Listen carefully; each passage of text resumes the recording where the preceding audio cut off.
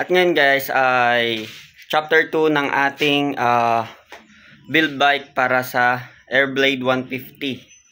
So ipapakita ko sa inyo ngayon yung chassis kung ano yung nangyari. Kasi nabaklas ko na lahat. So tara. Ito na yung chassis nung Honda Airblade na nabili natin. Na total wreck sa harap.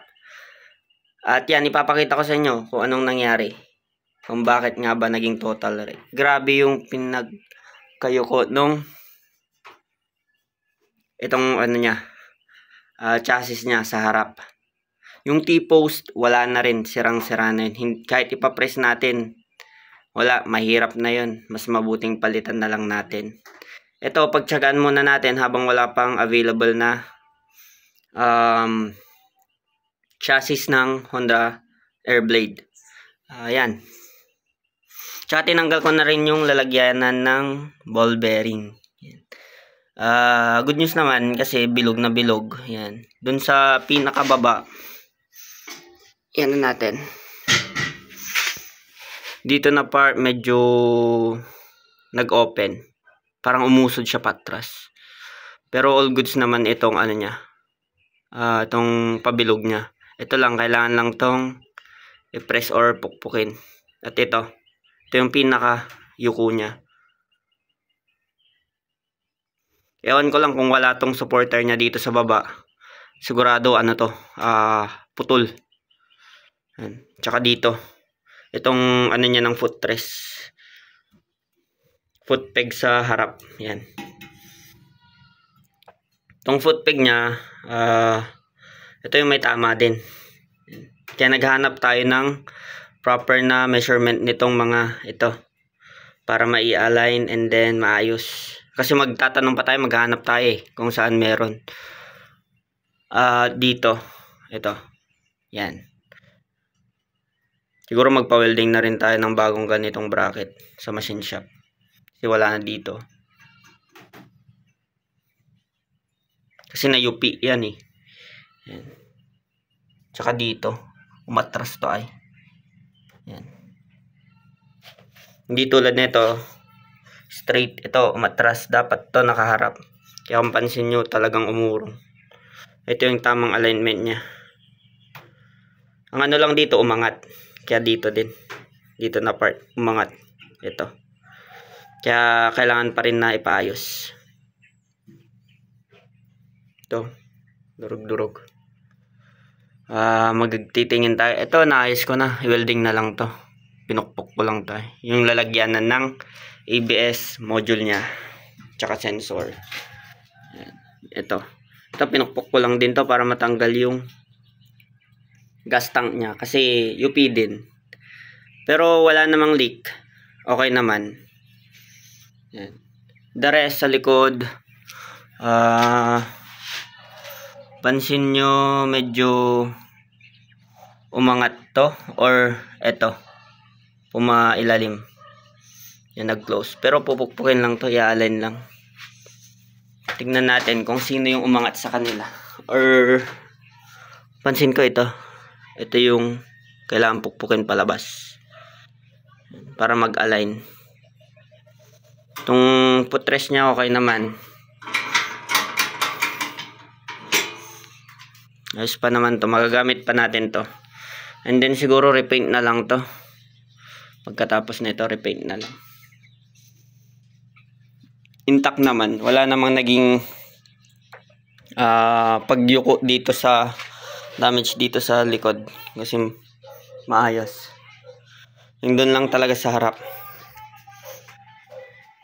Yan. Yan yung ating chassis ng Airblade 150. So maghanap tayo. Pero tapusin muna nating bayaran yung remaining balance natin dun sa pinagbilan natin. Yan. Bago natin ipagawa to. Pero magka-canvas na tayo. Ito rin yung T-post niya. Grabe oh. Grabe yung nangyari. Yan. Yan yung normal na tindig ng T-post. Kasi dito yung center niya. Ito. Ito yung pinaka tindig niya dapat. Pero ganyan yung pagkaliko niya.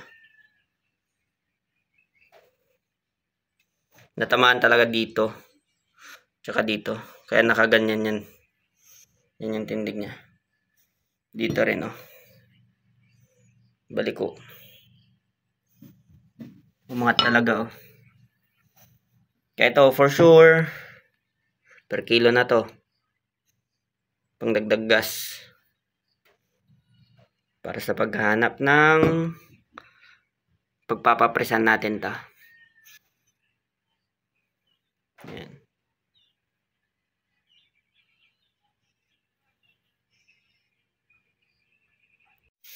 At ito yung, ito na lang yung parts na pwede nating magamit. Yung ano niya, rear fender niya, tsaka plaka, upuan, grab bar, and then ito na lang. Harness, yung susian, yung sakiles, fuse, receiver, ito yung receiver niya, shocks, ito yung ano niya, ECU, yan, tsaka ito,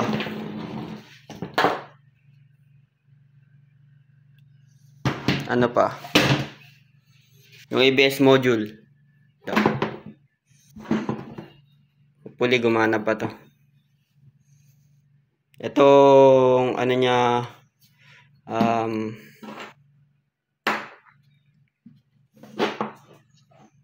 putol na rin to, pati yung dito ay sa pang speedometer. Yan.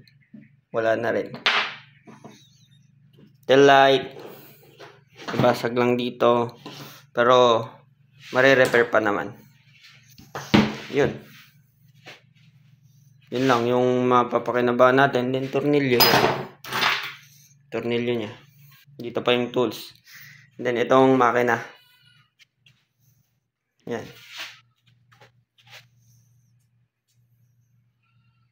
Sa susunod i-ano natin to, i-review natin tong makina nya. So dito muna tayo. Tinanggal ko na kasi kung i-video ko pa mahaba-haba pa to pagtatanggalin ko ng Eva Vlog. Ito din yung sa ilaw nya. Ito lang yung head, as in ito lang yung natira doon sa ano nya, head panel nya, yung sa may ilaw, yung panel nya lang din. At least nakasave din tayo ng konti dito. At ito, upon checking, okay naman. Sana walang magbago, okay lahat. At itong ano nya, sensor sa side stand, okay pa naman. Ito lang talaga nakuha natin. Harness, panel, ECU, receiver, susi, shocks, ito yung brake nya, ABS module, itong ano nya, preno, caliper, yan, Nissin, ito tail light, at yun upuan, grab bar, yan na lang natira. Tapos ito, and then yung chassis, wala yung ano nya, yung gas tank nya, 4.4 liters something, correct me if I'm wrong. I think yun yung ano nito, displacement nya, kung magkano yung malalaman, may ilalagay na gasolina. Tsaka ito, sana all goods pa to, kasi nasa ano naman nasa tago ito, kaya nung pagkabangga hindi naman siguro natamaan to, pero itatry pa rin natin. Ito yung nabalik ko dun sa may chassis. Yan. So yun guys, hanggang dito lang muna. Please pa-follow na rin sa ano, sa Facebook, and sa YouTube naman. Please like and share and subscribe sa ating YouTube channel para palagi kayong update sa may lalabas nating mga video. Yan. About sa project build na motorsiklo na to. Tong Honda Airblade. Tsaka uunti-untiin natin to. And hintay-hintay lang kasi uunti-untiin natin papapugiin na to. So, yun guys.